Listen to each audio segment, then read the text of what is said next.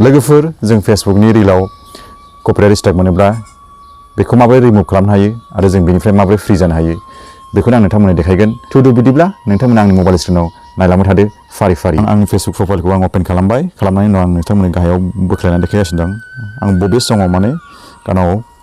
Copyright strike मोनखो नैबे आं बे गानावनो आं कपिराइट स्ट्राइक मोनदों बेखौ माबोरै आं गैया खालामगोन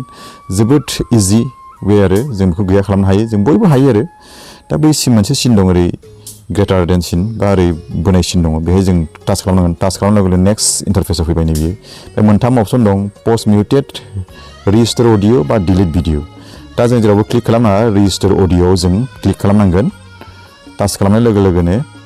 बेयो नेक्स्ट आरो इन्टारफेसआव फैबावबाय नै दा रेजिस्टार अडिअ बे जों टाच खालामबावदो ओमफ्राय टाच खालामबा आरो खनसे टाच खालामबावनांगोन ओरै टाच खालामबाय नेक्स्ट इन्टारफेसआव फैबावबाय फैनानै ओमफ्राय दा नायदो नोंथांमोना कपिराइट माने स्ट्राइकआ बै जिथु नुदोंमोन जों बे गैला आरो दा नोंथांमोना आरो गावनि प्रफाइलाव फैनानै रिफ्रेश खालामना नायदो अब्ला नोंथांमोना नुनो मोनगोन जे कपिराइट स्ट्राइक मोननाया माने खालामो जोबोद इजि वे नोंथांमोना बे कपिराइट स्ट्राइक बा रिमुभ खालामनाय भिडिअखौ जुदि नोंथांमोना मोजां नांदोंब्ला लाइक खालामदो शेयार खालामदो आरो नोंथांमोना पेजखौ फल' खालामदो चेनेलखौ साबस्क्राइब खालामदो बेखौनो गुरै खावलायनाय थाबाय गोजोन्थों।